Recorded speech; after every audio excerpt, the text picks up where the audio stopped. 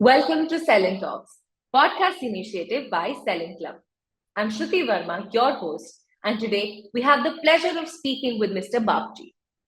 Mr. Bagchi is a highly experienced educator and academic leader, having served as director of World Peace Schools at MIT Vishwasanti Gurukul, principal of RMPS International School, principal of Open Minds, a Birla School, and deputy manager of academics at Pearson. He is also a TED Ed Club leader, committing to inspiring and empowering students to become creative problem solvers and leaders. Join us as we delve into Mr. Bhakti's insights on education and leadership in today's world. Okay, so first of all, a very warm welcome on Selin Talks, podcast initiative by Selin Club. Uh, First and foremost, I would like to congratulate you because you're the vice chairperson in Pune chapter for Selin. How do you feel about the whole idea of Selin being in place? It's a brilliant idea because you know what happens like whenever we meet educators in a conference or anywhere, like that's for a very short period of time. And then we again, start moving because we all have a kind of busy schedule every Right. day. So most of the time we are busy with the micromanaging and all those things. Forming a kind of association where like-minded people can be there and work towards like there are so many changes happening in the education sector. So definitely, this is a brilliant step taken by Celine, I'm feeling extremely happy to be a part of this initiative. I'm sure that their people will be taking it forward, and we have some wonderful educators already as a part of the selling. Yeah. I keep on checking the profiles, and I know some of them. I know them very well. So yes, this is definitely a very good initiative. Thank you so much. I was reading about you, and I came across a lot of different agendas that you have worked forward with, specifically with recruitment, with data driven school management, with quality improvement in academics as well as co-curricular. You worked in a number of schools as a principal, and now you're the director of World Peace Schools as well. And you have worked as a teacher apart from all of that with maths and science. uh, uh, how has your journey been so far? Like, 10 plus years and 20 plus years of working in the same field. How did you start actually? What actually inspired, you to become an educator altogether? Well, I always say that, like, I become an accidental teacher, like formal education sector, the K-12. I've always been an accidental educator there. I was always an educator from the beginning of my life, but not as in the formal sector like what we see today. Uh, I started my life, professional life as a programmer in IBM. So my Wow. background is completely technology, and I was a hardcore programmer, like programming in mainframe system and everything. And then those were the days, and I'm talking about 94, 95, like many days back. And Yeah. those were the days, like we were working with very low level programming like C, C++, and machine language. So Right. that was fun. That was great, and like people used to call that white collar jobs. Like and getting offers from US and everywhere. But like my background, my upbringing was such that I got extreme level of privileged, even when I almost a borderline pampered in the family to do whatever I feel like. So the life was like a buffet, and then you go each and every profession and test what is happening there. So I did kind of experiment with my life in the initial years and kept on changing profession, not because I'm not liking the present one, but just because to check what is happening in the other side of the field, other side of the ground, and to actually verify whether the grass is greener on the other side or not. So we Right. went and checked all kinds of domains, all kinds of professions.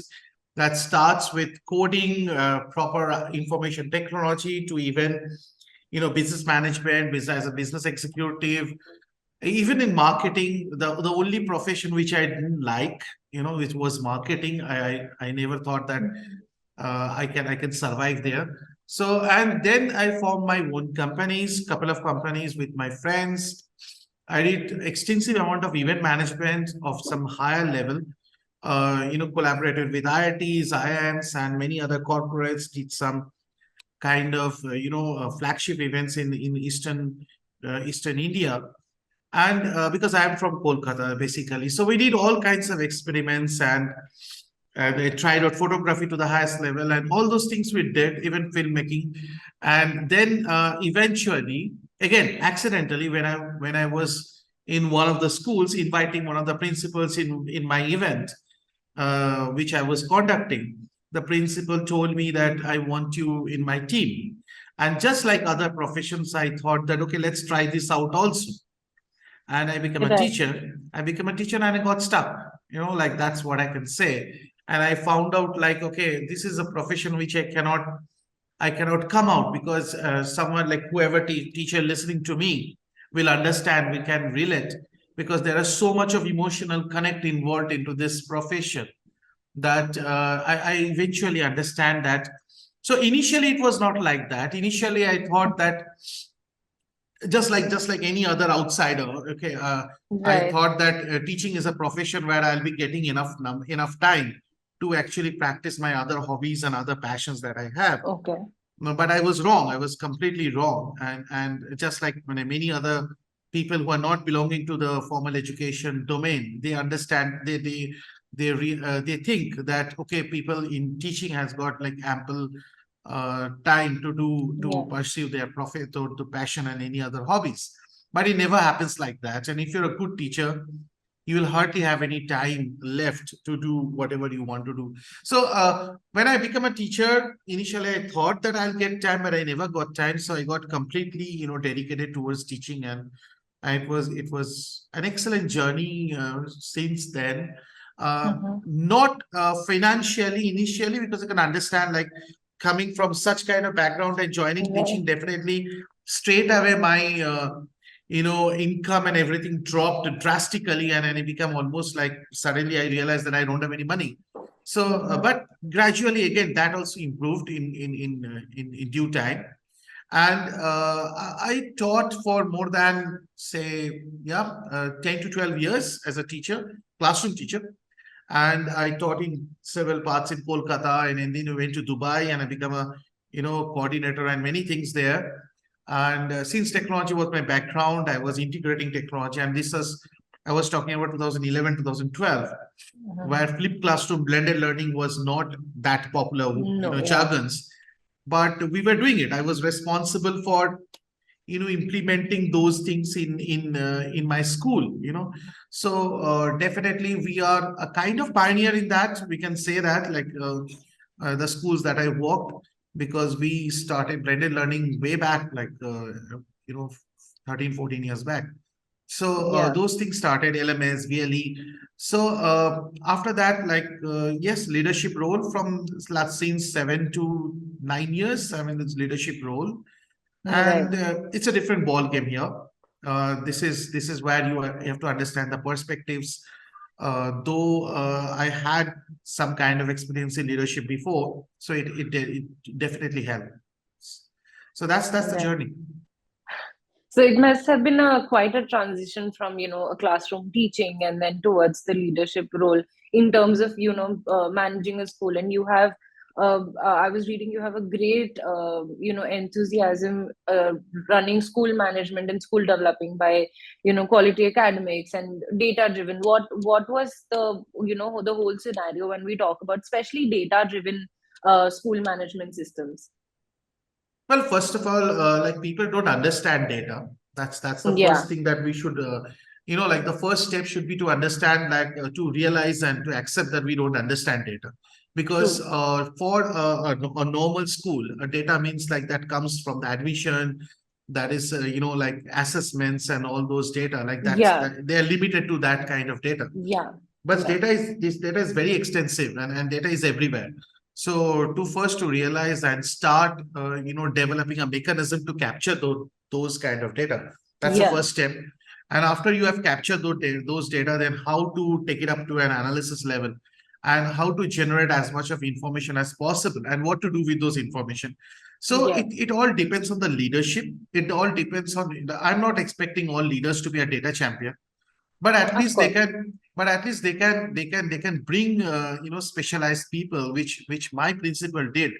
That's the reason my principal told me that I want you in my team, because that's kind of expertise that I brought into the team, and my principal gave me that much of liberty to play with all kinds of data, so all kinds of analysis and everything, which even took the school to a different level, and it took, and the Of school course. also. Right. And so that kind of, I would say, I would say, ecosystem, if you can create inside the school where people are encouraging, or people have got that expertise in the team, number one, and people are encouraging and oriented in teachers. See, again, I don't expect my teachers to become a data analyst. That is not possible. But Yeah. we need to bring the proper person who can actually understand data and capture and make mechanism for capturing, and then do that necessary analysis. According to you, what should be the start point for the schools and for the teacher, for the educators to, start developing themselves before actually, like you said, it took COVID, it took pandemic for us to actually gather, and it was actually for everyone. Once the people realize you can work from anywhere, that Right. kind of became a culture. You can teach from anywhere, you can learn from anywhere. That it took pandemic for us to actually realize that. So, according to you, what would be, the first steps to actually start over rather than, being affected when it comes to us, when AI actually disrupts the system?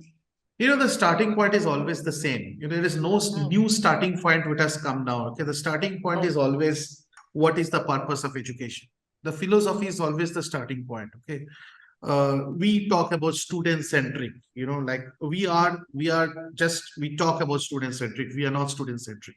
If we are Yeah. student centric, we would have asked the students to take part in curriculum design. We are not doing that, Yeah. right? it's No. it's Yeah. it's always the teacher, the principal of a school, who takes the decision. We are not, apart from very few schools in India, we have not been Yeah.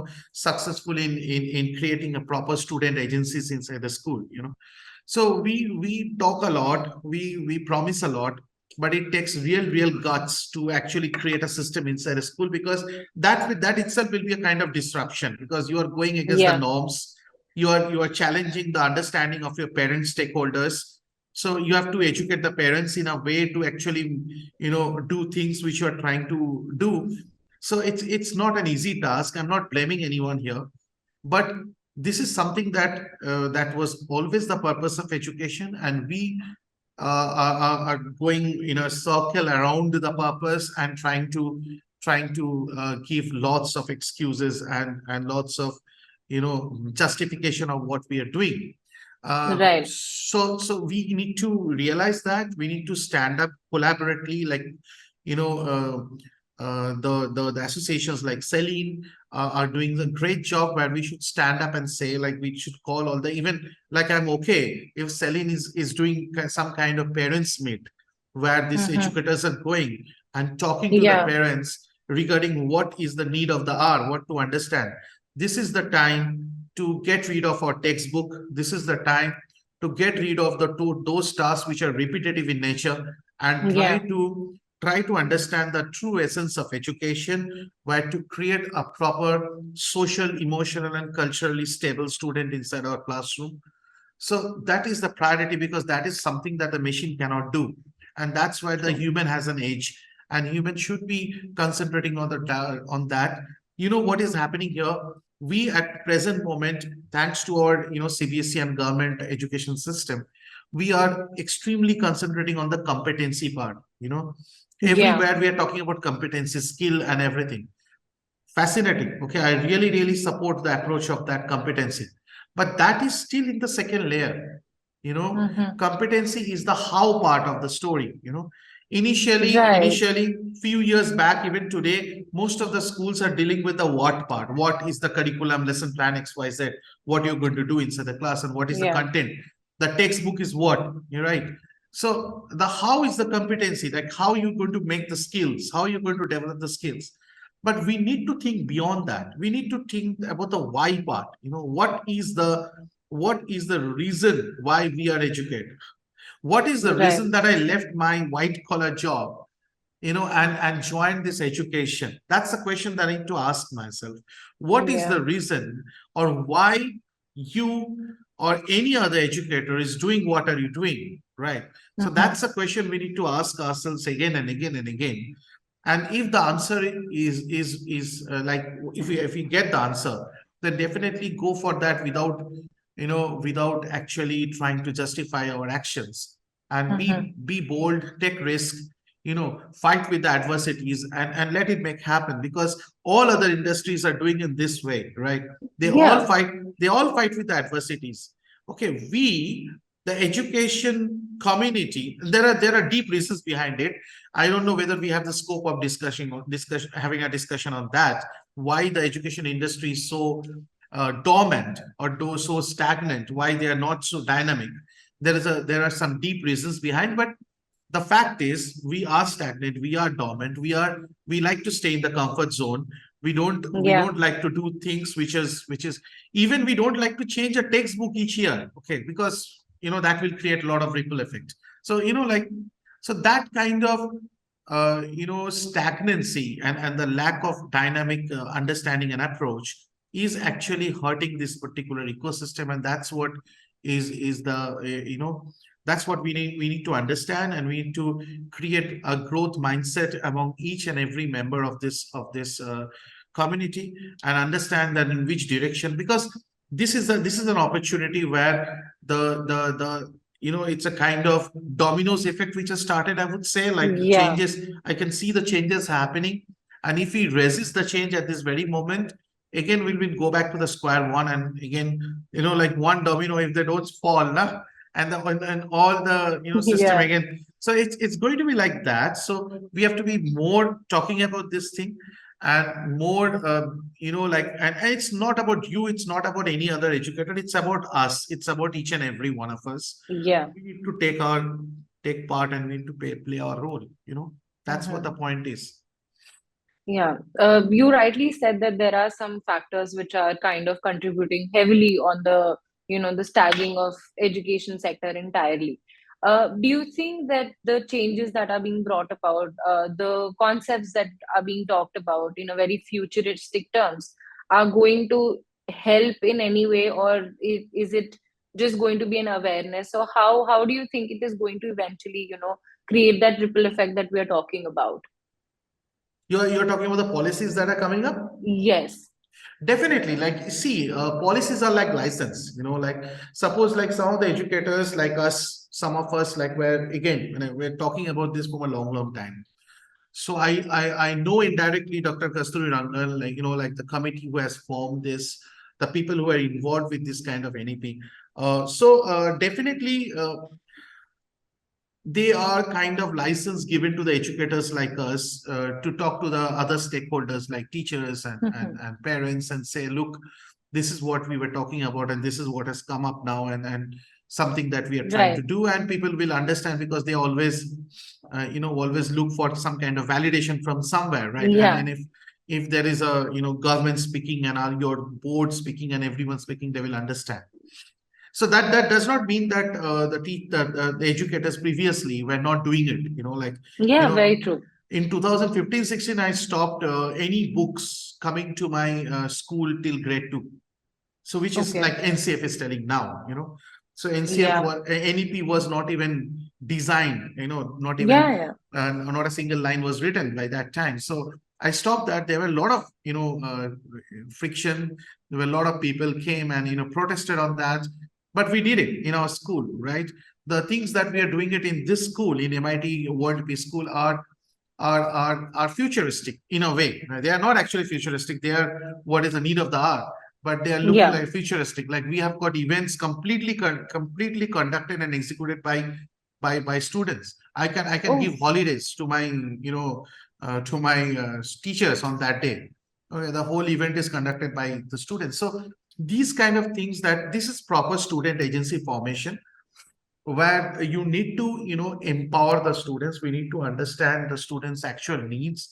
You need to Mm-hmm. involve the students in the process of your schooling, where the student also understand that they have an important role to play. That from there the ownership will come, from there Right. the self awareness will come, and like the actual goal that we are looking at, like the self actualization goal, will Yeah. come when you start like that. And that's where we are trying to build the social, emotional, and cultural skills of the students, Mm-hmm. because that's how we can do it. It will not happen by giving them a worksheet.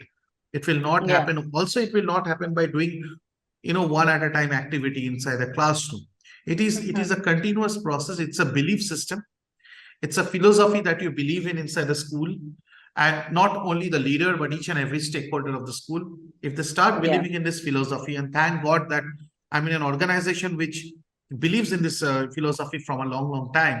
So I Yeah. have the leverage to do that here. So we can take some bold steps, and we'll get the support from the management, I know. So that's what all other organization, all other leaders listening to me should try out. Talk to your management first, make them understand the need of the hour, because I am very much sure that the principals, most of the principals, they understand the need of the hour. and Yeah. and then talk to your management, make them understand what is required, talk to your team, talk to your parents. Teacher is the easy part. You can actually train Yeah. the teacher, but like making the management ready, making the parents ready, because there will be repercussions. there will Yeah. be there will be parents coming and telling you, don't do experiment with my kids, like those kind of statements you'll be hearing. But yes, Yeah. at some point of time you need to bell the cat, right?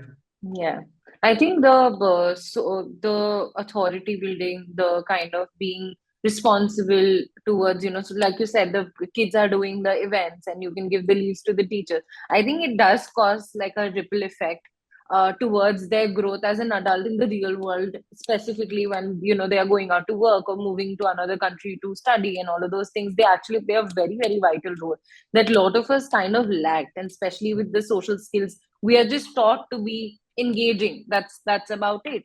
We were never taught, or No, Shruti, yeah, just to add, man, sorry to interrupt you. Like, yeah, like many schools, they try to do this. It's not that like we are the only school doing it. Like, yeah, but yeah, like, what is most important? The most important is that you are giving a message. And if you can do that, you are giving a message to the parents, to the students, that yes, you can do something which is very big. right, You can make mistake there, and that is okay. yeah, So that is the most important. Like, it's not that you are only creating student agency, that many people do.